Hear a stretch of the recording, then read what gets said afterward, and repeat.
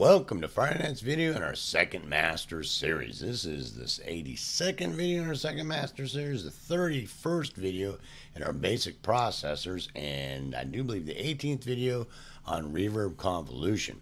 So I hope you understood the importance of the second most important parameters being your equalization on your convolution reverb to equalize and tweak and just fine-tune the impulse response that you have.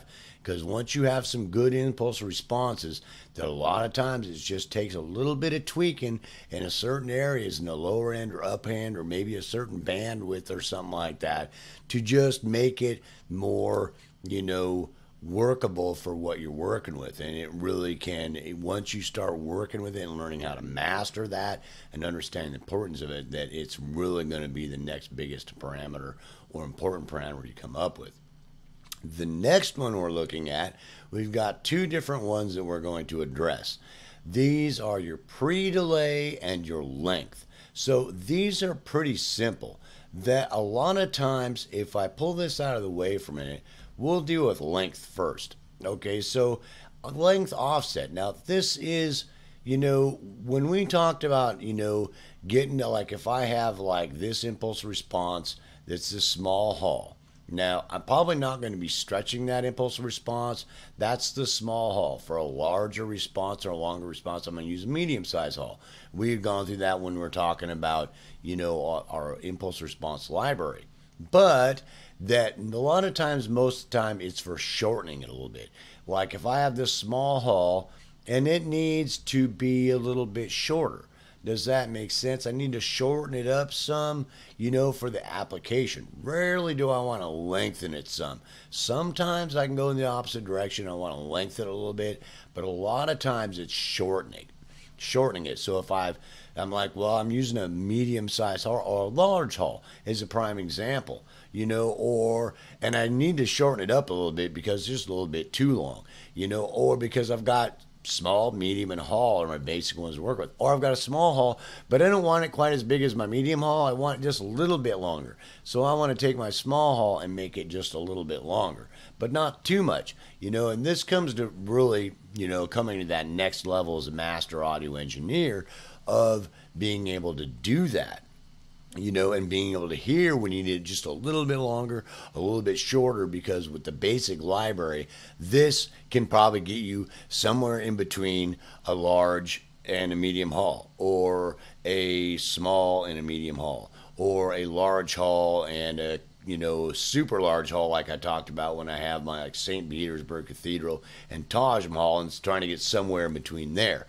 That a lot of times that parameter can help you get to that point, because the better you get as an engineer, sometimes little differences are very important, especially when you're doing, as you become really good at critical listening and, hearing when it needs to be just a little bit more or less in that area.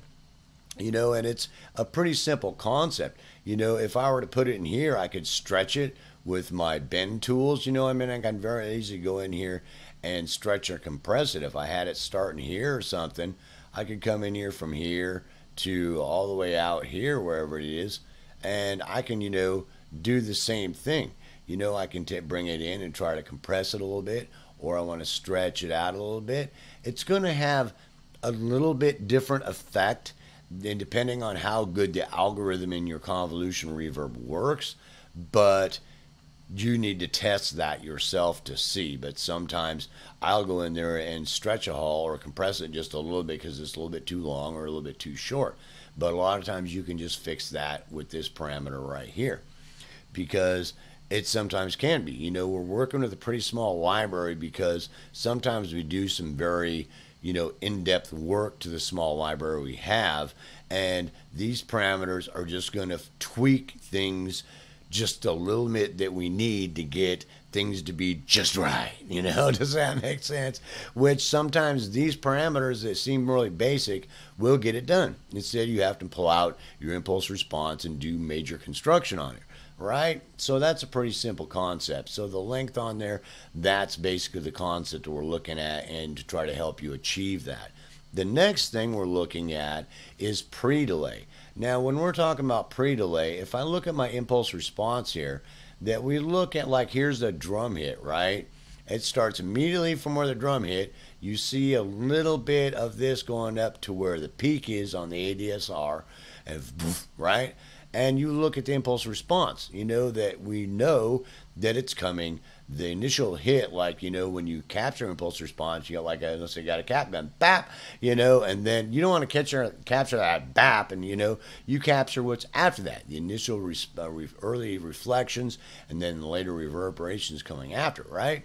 So, you know, you want to scoot this around. So, you know, moving this around, you can either do this in your DAW on the actual file itself, scooting it around, slipping the audio, you know, bringing it up a little bit, you know, doing, you know, you can actually bring it up like that and, you know, taper it in a little bit to get it closer to it, or move it out some. You know, if you want to move it out some, you'd actually add content to the end of this, convolve it, and then you can move it back and forth, if that makes sense.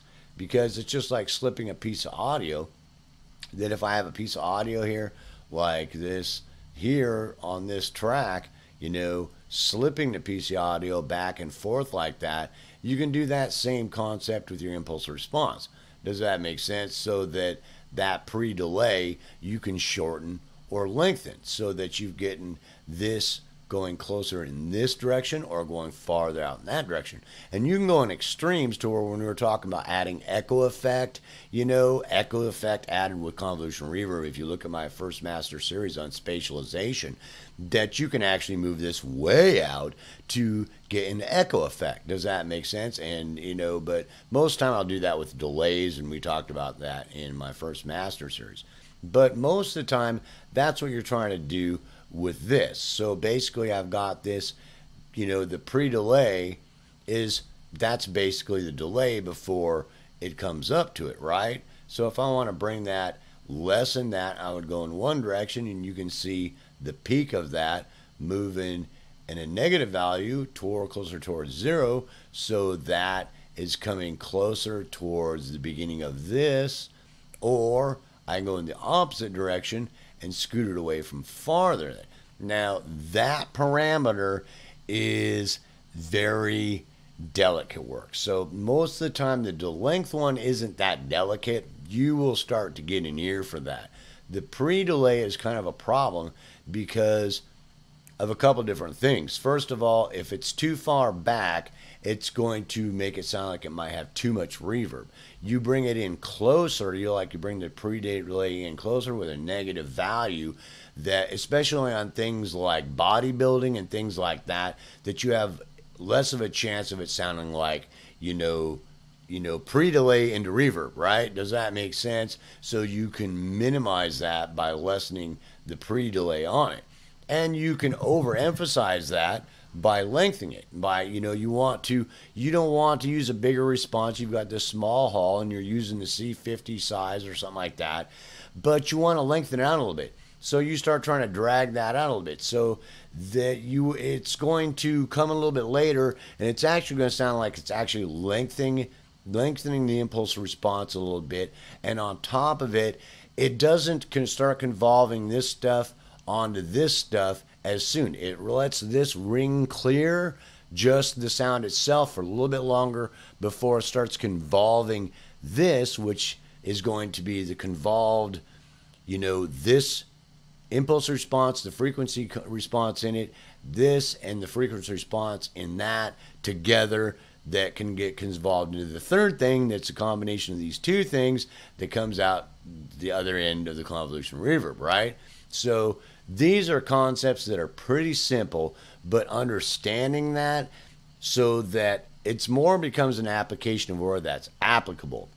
So that really comes down to you really starting to experiment with that to hear the difference of that. what happens when I get this, drum kicks and things like that are really great to experiment with, understanding what's happening with reverb and convolution, because it's not a lot of stuff like ba da da da da ba ba ba that it's sometimes, until you really get to understand it, and really comfortable using it, it's hard to hear how much of what is happening at any given moment. But with like drum hits, you can really hear what's happening initially, how soon it is, how it tails off, and da da da da da da da da da da, on and on and on. And so you can experiment with that, with your pre-delay, have it set like it is normally, like it's sitting here, and then, start, bring it in closer. What's that doing? What's it sound like? It's obviously shorting the impulse response a little bit, but it's also bringing this up closer to this, which means this stuff's going to be convolved out the back end of the convolution with this almost immediately, rather than there being a little bit of this before this kicks in, and then that's convolved on there. So you get that convolving sooner. Plus, it's going to end up having a little bit different sound, or going the other direction and letting that ring out a little bit on this kick drum before this kicks in to convolve on it, because this stuff is moved out farther. Does that make sense? Where, that pre-delay is going out farther and farther. What effect does that have? I mean, in some cases, it can have a really cool effect that it's like, bam, bam. Even a simple example like that, that's more of an artistic thing, but, that's, unique applications.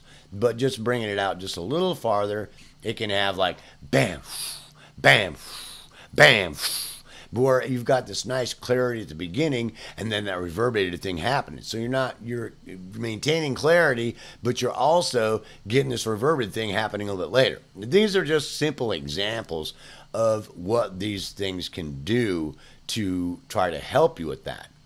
So it basically is an experimental thing. You understanding that what's happening there, cranking up the volume, putting on some kick drums or some snare drums and some toms, and crash hits or whatever, and things that bap, and listen to what's going on there, so you can have a better idea what's going to be going to things that are, and then I just want to go on down and wanna be blah, or in harmonies, then I want to go down to the river, things like that. You'll have a little bit better idea what that's doing to it, because you're analyzing it very thoroughly to understand what these two next biggest parameters, the effect of that might have on it, without you having to go and actually address the impulse response itself, which you can. I'm not saying don't, in some real delicate situation or a high dollar situation, or it's some of your own stuff. They're like, no, dude, I'm going to spend all weekend on this impulse response, so my stuff sounded like it's in the best room. It was made for my voice. You know what I'm saying? And this, or my flute. I don't know. Does that make sense? But sometimes these parameters might save you a whole weekend. Does that make sense? And so investigate it, check into it, really read about what it's doing, in your manual about, so you really understand what it's trying to do. And the same thing with the frequency, the equalizer on your convolution reverb. I didn't reiterate that on the last video, read about it in your manual to make sure it's it's equalizing the impulse response, not what's coming convolved out the butt end. Does that make sense? Because that's a little bit different. That's like putting an equalizer on after convolution reverb, which is going to have a different effect. So you might want to check into that. So that's a really simple thing, and there's a couple of different ways you can do it, and there's a couple parameters on your convolution reverb, being your pre-delay and your length adjustment, that can help you overcome and or address certain issues to help you tweak what you already got that you've spent so much time making beautiful, so that it's more applicable and fits the application that may be different in different situations, to help you take care of that problem, so that it's more tailored to whatever you're working on at the moment, being dealing with pre-delay issues and length issues. So peace, self-love. I certainly hope you enjoyed this next video, and I will see you in the next one.